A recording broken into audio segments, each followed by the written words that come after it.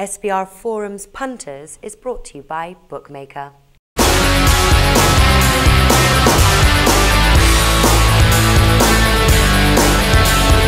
Previewing Week 6 in college football here at SBR Forum Videos. I'm Peter Loshak. We're talking with Steve from collegefootballwinning.com right now. Steve is our featured college football handicapping analyst this year at SBR Videos. And Steve, the second game that you want to talk about is Mississippi State at Kentucky. Kentucky's a 10-point home dog, and I'm interested to see what you say about this because, looking at this game, just giving it a once-over, all signs point to Mississippi State. Kentucky's having all kinds of problems with quarterback, it's injuries, even on defense, they can't really stop the run. They can't really stop anyone. They've got one of the worst defenses in the SEC. Mississippi State's off a bye. Kentucky lost last week by 21 at home to South Carolina. So all signs are pointing to Mississippi State. And then my first thought, the screwing with your own thought process in your mind when you're not using models, is it's just a trap. It's a classic situation where the public's going to look at this, say Mississippi State is obviously the right side here, but then in retrospect it'll seem like maybe Kentucky's the right side. But do you think that every sign pointing to Mississippi State just means take them and don't worry about it?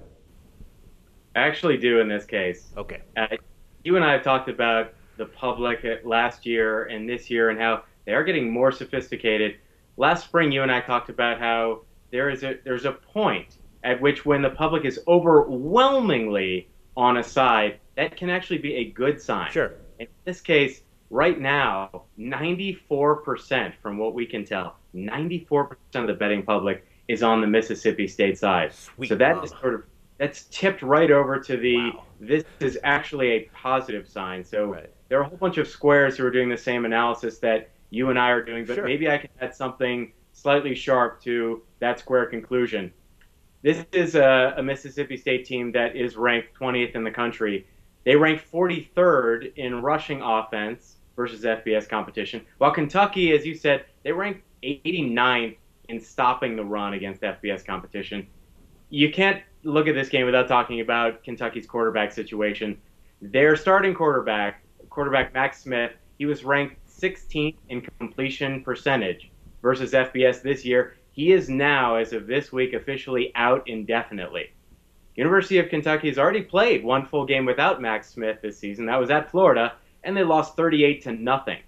The other quarterbacks that have played so far this season combined, they've completed 40% of their passes for 0 touchdowns and 5 interceptions. They're going to pull the red shirt off of a freshman and go with a 2-quarterback system this week, but they've had just 1 week to prepare these 2 quarterbacks for SEC competition. Mississippi State is number 2 in the country in turnover margin. Their defense has 9 interceptions in just 4 games already.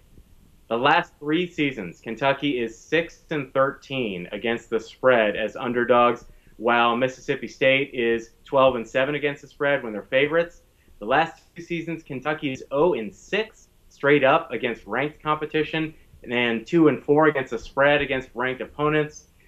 According to our power ratings here at collegefootballwinning.com, we thought Mississippi State should have been a 4.5-point favorite before quarterback Max Smith for Kentucky was out.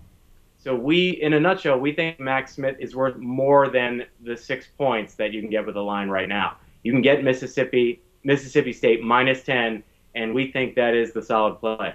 All right, well then, just quickly, why do you think this line is so low? Because all the stuff we've talked about, everyone knows how bad, Kentucky's defense is. Everyone knows about the situation at quarterback. Everyone knows they got crushed by Florida 38-0. So then why is this line only 10?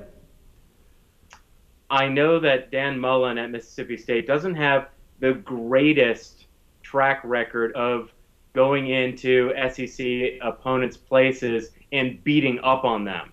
And he would have to win. It's 10-point spread. It's someone else's place in the SEC. And Kentucky looked pretty good. They were winning at halftime against South Carolina at South Carolina last week. So that, I think, alone was impressive. But, of course, they completely folded. And South Carolina not only won the game, but they ended up covering the spread last week because of the second half performance where Kentucky was just lost. And without their quarterback, Max Smith, I think they're in bad trouble. Okay, I'm convinced. Thanks, Steve.